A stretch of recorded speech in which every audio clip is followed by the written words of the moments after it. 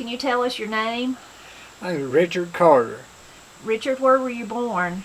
I was born actually in Charlotte. I lived there till I was about 3 years old, I guess, and we moved to my grandparents at Blue Ridge for a couple years, and then we moved to Hayesville after my grandpa passed away, and Daddy bought his farm, so I've been there ever since. Been here ever since I was about 6 or 7 years old, I guess. Okay. What year were you born? 1950, July 22nd, 1950. Did you have a large family? Counting uncles and aunts, yeah, but I just had one brother and one sister, and we were all in. The reason I was born in Charlotte was because that's where the cotton mills was, and nobody had work, so all the families in the area pretty much went that way, and that's where I guess Dad and Mom and all them met, and Mama had a large family, and Daddy had a large family, so they kind of, when things got better, they scattered back out this way. So it's, but yeah, I've been here pretty much all my life. When you ended up, your family ended up back in Hayesville, what did your mom and dad do for a living then? Were they farmers or? Kinda. Daddy done farming, but also he worked at Ritter's sawmill. That's about the only work there was really around at that time. For Mama, she was at home till I was probably 15 before she started working. They wanted to build a new house, so she went to work to help do that. And but she was a homemaker and kept things going at the house while Daddy was at work. And all my uncles and aunts were right close by. Did your family raise a garden? Yeah, we raised a big garden. I mean, it's amazing to think now how little I can grow. We grow tubs full of beans and stuff like that, and the whole family would come in, and each family group would help the other and take care of their crop and break their beans and put stuff up, and done that for as long as I can remember. So you went to, I'm guessing, Hayesville High School? Yeah, I started school here, and first year in school was in Georgia, and then I got sick with a fever and couldn't go to school, so they didn't do homework stuff then, so I failed that year, and then next year I started in Hayesville in the 2nd grade, and I was there all the way through grammar into high school. We didn't have middle school then, it's grammar grades in high school. So after you got out of college, so after you got out of high school, did you get married, or did you go off, or what did you do? Well, I didn't get married right away. I wanted to do something else, so I come down to the folk school actually in 1969 and filled out an application to be a student, and I got to be working on the dairy there in 1969.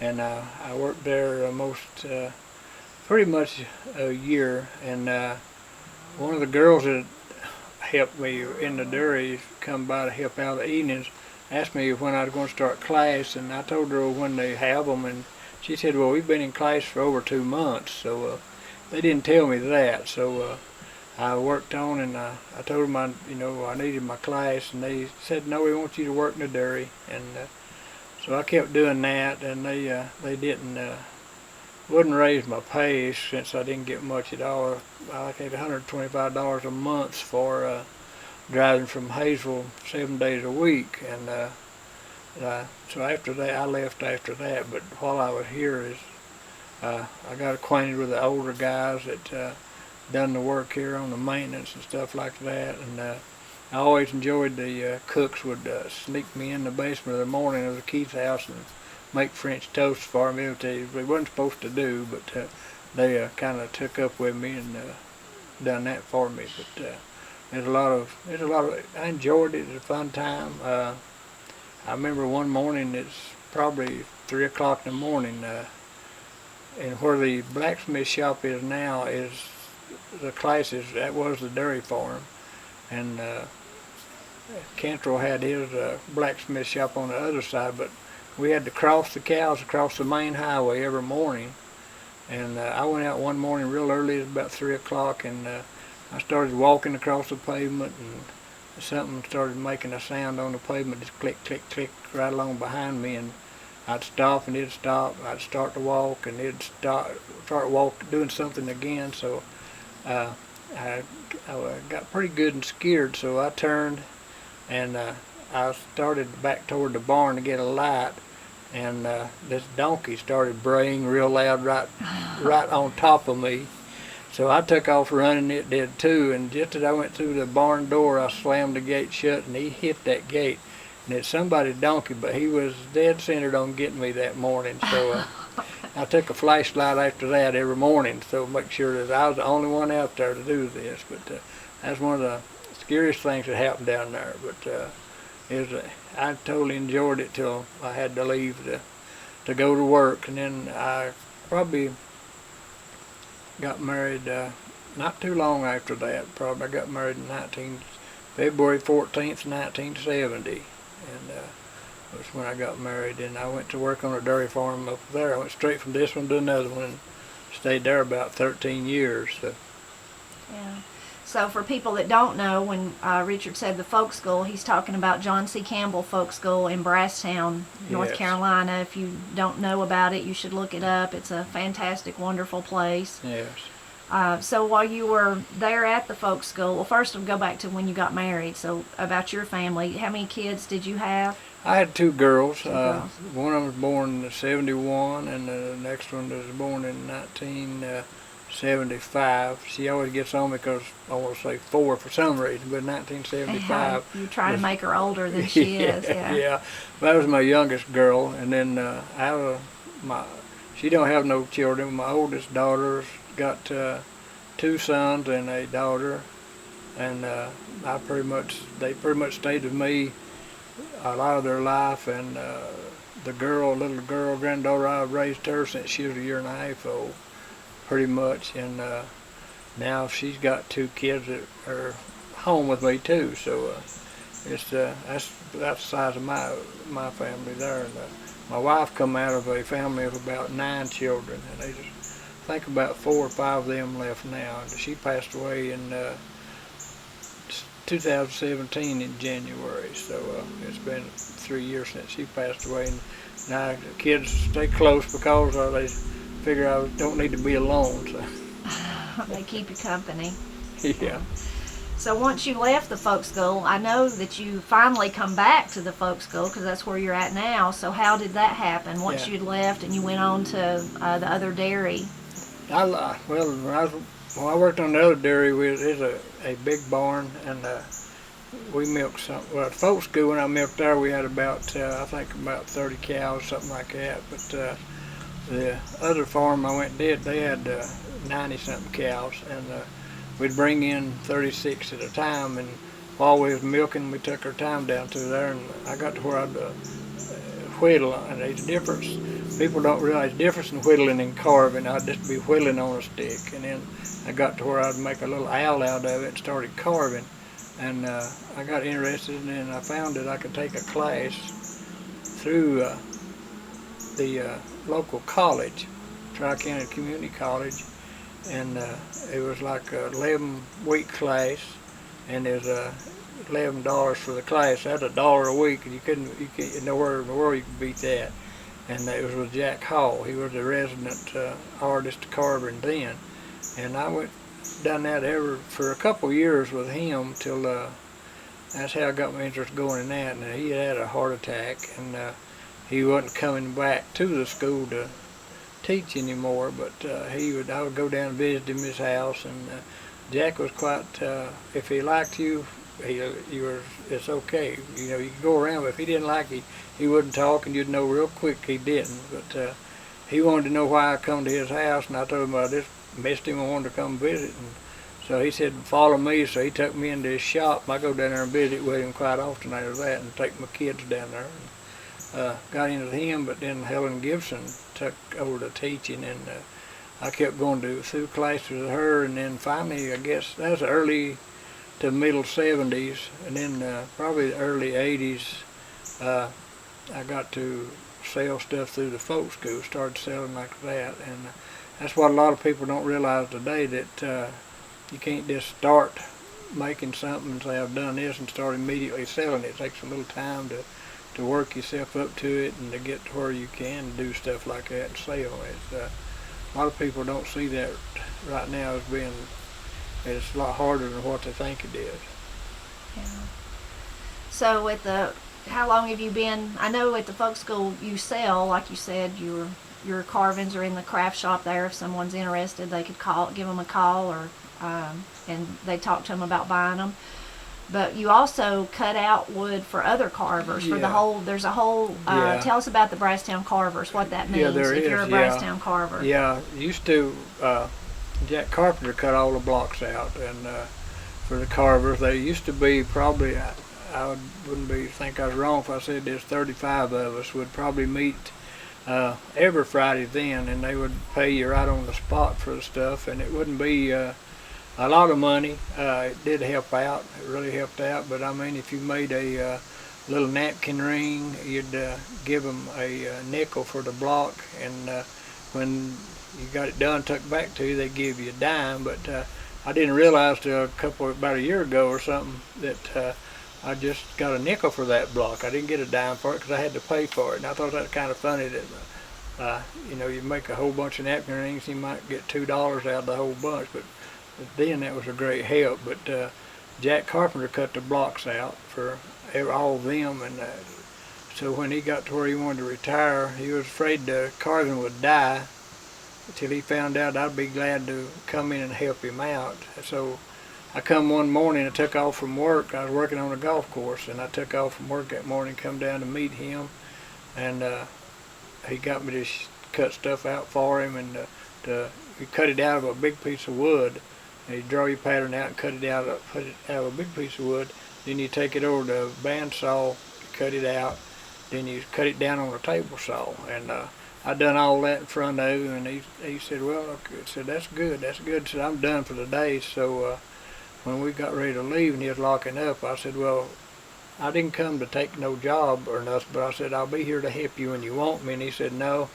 He said, when I lock the door, that'll be the last time I'm in there. It's yours. So I ended up with that job. I've been doing that for, I would guess, 11 or 12 years now, cutting the blocks out for the other carvers. But now there's, I think, counting myself, there's about 6 of us right now, with one more that's real close to being a Brasstown Carver, but we can't get together now. So hopefully in the near future we'll be able to get going back and get some more carvers going for the folk school. Yeah. So for, like you said, right now, this is COVID, during the time of COVID, so the folk school's closed. But prior to that, you had started a community class for carving. Kind of reminds me of what you were talking about. Of course, you had to pay to take the class from Tri-County Community College. The people now are not paying, but it's kind of still that same thing, to try to encourage the community to continue the tradition of carving. Yeah, we've got a class now, or had a class, like I said, due to COVID we can't have it, but we had a class that started out really for 2 or 3 years ago for the work studies that are here, to have something to do on Thursday night. And I started out with 3 or 4 people of young kids, girls and boys, that wanted to come and just have something to do on Thursday night when there's off work at the folk school. And the community got interested in it, and when Jerry come, he wanted to let this get started, give me the place I could do it, and the community got to finding out about it by word of mouth and people telling, and they called the office. And the last class I got to have was during the still early spring, when it's real cold and a lot of people couldn't come out, and I still had 22 people.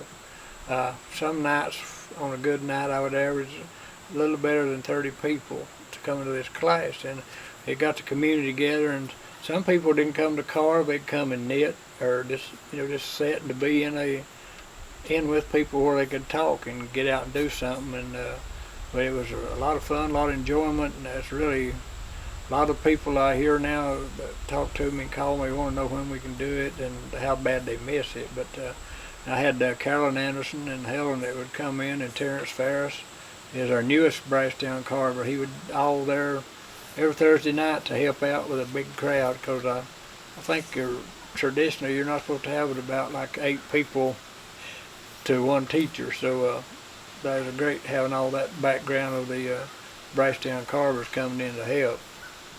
Yeah. What's your favorite thing to carve, or do you have a favorite thing? I like to do a lot of any of them, but I guess my favorite ones, the easiest one would be the owls or the frogs or something, because you can do them quick. I do like, well now, usually just make whatever they request or have a need of. Some people would call up more a special request, which is hard on the craft shop because they got to write it down, remember it and all that, but people will request certain things made. But I really like to do the owls. It's different, 2 or 3 different size owls. They're easy to make and quick. You don't have to put a lot of detail on them.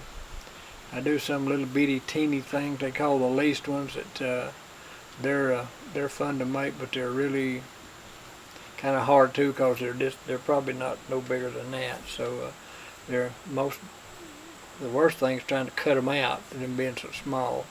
But I like them. I like the owls and stuff like that. What type of wood do you like to use? Well, now mostly what we use is basswood. It's a soft wood. It's easier on people's hands. When I first started out, it was either apple, cherry, black walnut, or holly, and all of them are hard wood. Especially when they get dry, you can barely carve them because they just use knives just pocket knives. And I have actually had to boil. I was making a hog or something. I'd have to boil it in water and then get it out and try to carve it while it's real hot, and it wouldn't get too deep. It would be it'd just dry back up and it'd be hard to carve again. Now I have some people say you can microwave them and that'll soften them up some, but a lot of the carvers I deal with now will bring a little bottle of alcohol and water and they'll spritz it, and they will that seems to bring the wood off a lot easier. But now most of the stuff we use is basswood. Very little buckeye. Buckeye's beautiful, but it's hard to come by now because there's not that many sawmills around anymore to provide it for us. The apple wood that they used in days gone by, did a lot of that, I always heard that a lot of it come from where the TVA, when they were going to build Lake Chattooga? Yeah, that's where a lot of the wood did come from. It was free wood because they was making a place for the reservoir, the dam at Hayesville, and TVA come in and they was buying farms, and people were clearing the wood off of it, and a lot of it was brought to the folk school and donated and stuff like that by different people. And a lot of the apple was, they really like making the deer out of them because it had a reddish color to it anyway that looked like a deer. And but it is too, it's a hard wood. And the holly, they like to make the crest set out of that because it's real pretty white wood. It's hard, real hard, holds the detail really good. And I do know one time I went to Jack's house and he had carved a Mary, a good sized Mary, and he had her in a quart jar sitting in a window. And I watched that while we was talking and stuff, and I finally asked him, why have you got Mary in a jar in the window? And he said, well, it started getting yellow, and he put it in a mixture of water and Clorox and let it soak to where it would hold its whiteness, and then when he got ready to finish it out, he'd let it dry out so many days to where he could sand it and put his finish on it, and it would stay a real pretty white color for the crest sets back in. So there's over the years, just like everything else, like you were saying, the carvers in the beginning, they just used pocket knives or whatever they had. Yeah. Those were the things they used. And today you can buy carving knives made especially for that. But the same with the finishes, like that's a unique finish that he was using there, or a little trick that he was using. But in the very, very old carvings, they have a different look because it was a different method. Can you tell us about that? Yeah, they used to what they used was a daft, they call it. It was really had a real smell to it, and now they think that might cause cancer, but it put such a beautiful finish. And even with the daffodil, as it aged, it would get a kind of a yellow orange patina to it. It would really make it beautiful, but it would hold that shine and the smoothness I mean, we've still got some at the folk school that the original finishes on it, and I do remember the lady, and I presume she probably some of your kinfolks that done the finish work. Yeah, my Mama Marie, maybe. Yeah, I think that was it. And she would, she was in the windows now where Kathy's at in your office, Mm-hmm. and she would be set there with a big bucket, and she would dip them. She'd put them in that daft, and then she'd pull it out and let it drain, and then buff them on two big buffing wheels. That's had that back in. Now they use a polyacrylic, which is a water-based stuff, and it still does real good, but it's hard to get the smooth texture to it. You have to sand and sand and sand. If I make one owl from start to finish, but I'm gonna draw it out, cut it out, and carve it and sand it, I've got 4 or 5 hours tied up in that one piece of wood, because you got to sand it like 5 or 6 different grains. Start out with maybe a 80, go to 100, and then to a 220, and a lot of times I'll finish up with a 600 grit or a 1500 grit to make it real smooth. And when we used daft all the time, we didn't have to do that many because it gives it a smooth finish to start with. You just have to buff it a couple times, but now it's a lot more work in it, and it's more to get. People look at the price on a piece of carving, they'll think that's pretty bad, but you consider that one carving from cutting to finishing took 5 or 6 hours. It's you're not getting very much for it. But it's but yeah, it's been a process over the years. It's evolved. Now most people finish their own. Some of them just use a oil. Some of them use a walnut oil or just a butcher block oil to put on them, and that still gives you a good finish, but it don't have the shine. When let's go back to your childhood, or back to previous to the folk school. Was there any kind of traditions or different kind of things that your families did? You think of Christmas or Thanksgiving or birthdays or anything, things you looked forward to every year? Well, when I was growing up, we'd pretty much every Christmas, my grandparents on my mom's side lived in Blue Ridge. We'd go down there on Christmas Eve and spend their Christmas holiday there, a couple of days there, because Daddy had to go back to work. Usually right after Christmas, he wouldn't get but a day off or something. So we'd all go to Blue Ridge down there in Fannin County to my grandpa's house. For that, my grandpa on my dad's side had passed away by then, and Grandma was living. She would live with each one of her kids a month, so she wasn't with us. So we'd all go there, and I do remember one thing my uncles would do. So as kids, we knew Santa Claus was coming, so my uncles would take us out on Christmas Eve and ride up and down the road. Actually, probably shouldn't have been, but they'd shoot firecrackers and stuff like that and just drive around, and we always looked forward to that. And was too little to know the difference then, but now I know what a red light in the sky means, an airplane. But they would tell us that that was Santa Claus coming through. So we were really excited about that because we had saw him in the area. So that made it really exciting. The next morning when we found a bunch of gifts under the tree, we knew that Santa Claus had come by that night sometime because he was in the area where we were. But that's one of the things we done back for Christmas. And is my kids, most of the time nowadays they come to my house and set up, but we don't take them out and look for Santa Claus. We always put a few gifts under the tree, but once the little ones go to bed, we'll bring more out, and they think Santa Claus comes. So kind of some of the things we do now, and they always want to. Seem like kids always want a big meal too.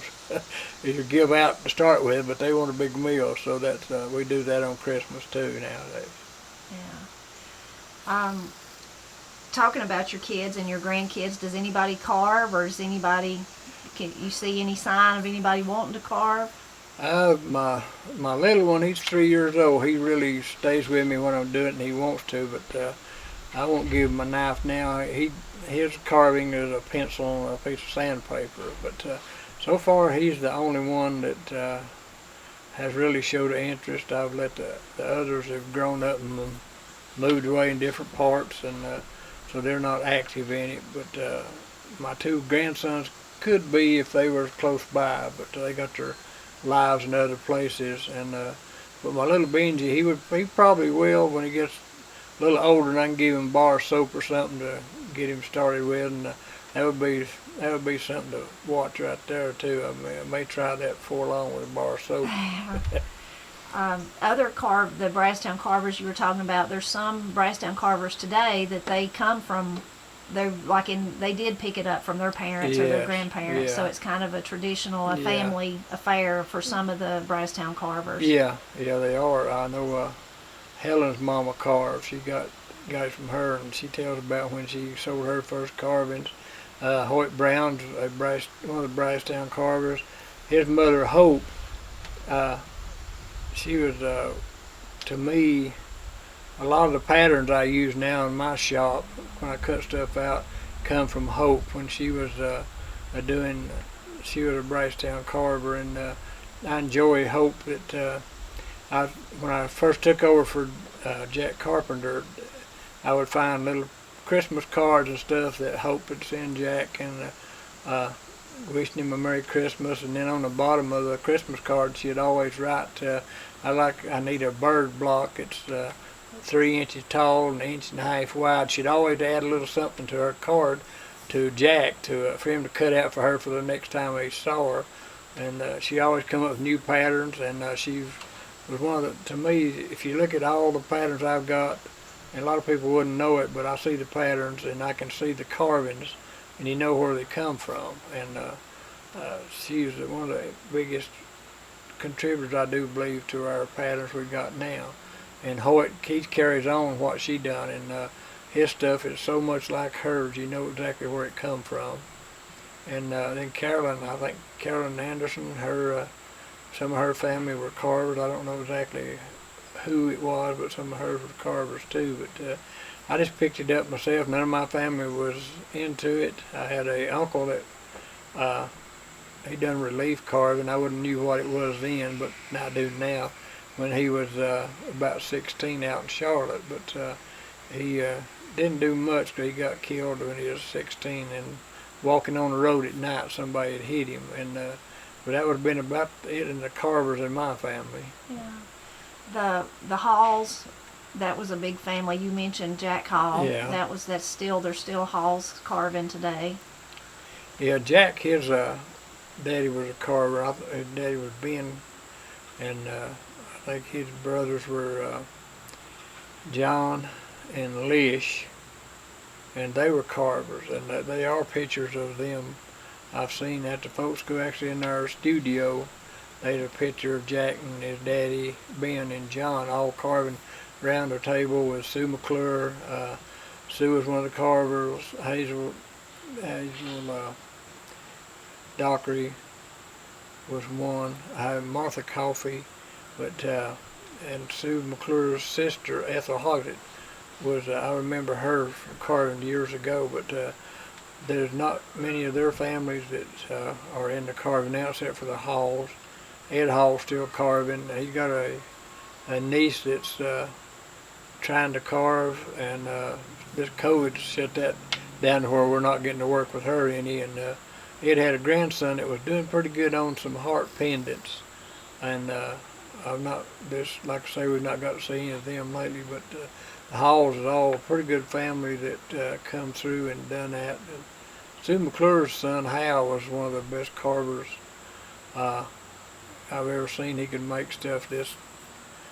I've been down at his shop, and he would draw a picture on a piece of paper, and he'd say, "I'll make this tomorrow," and he drew a big mountain line that big on a picture, and he said, "I'll make that by tomorrow." And I thought, no, it ain't gonna happen. So I go back the next day, and he'd have the prettiest mountain line made out of a piece of ebony, and it's as black as it could be, and it's so real looking. And none of Hal's family carves his sons, but I do know that one of his sons got that that big mountain line carving.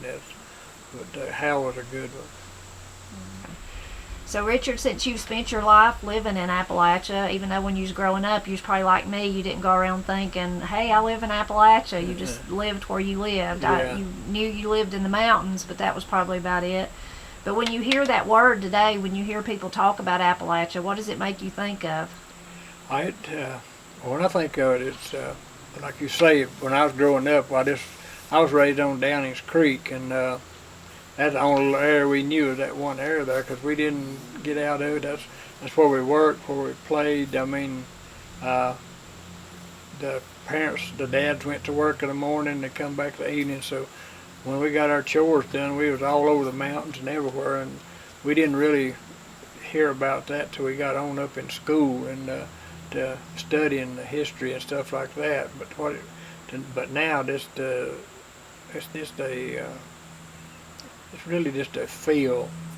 When you get out somewhere, you get out in the mountains and you go, you can look on a map and see where they run, but just to be able to go to it and be in it and be a part of it is, you can understand why so many people come here and try to find a place.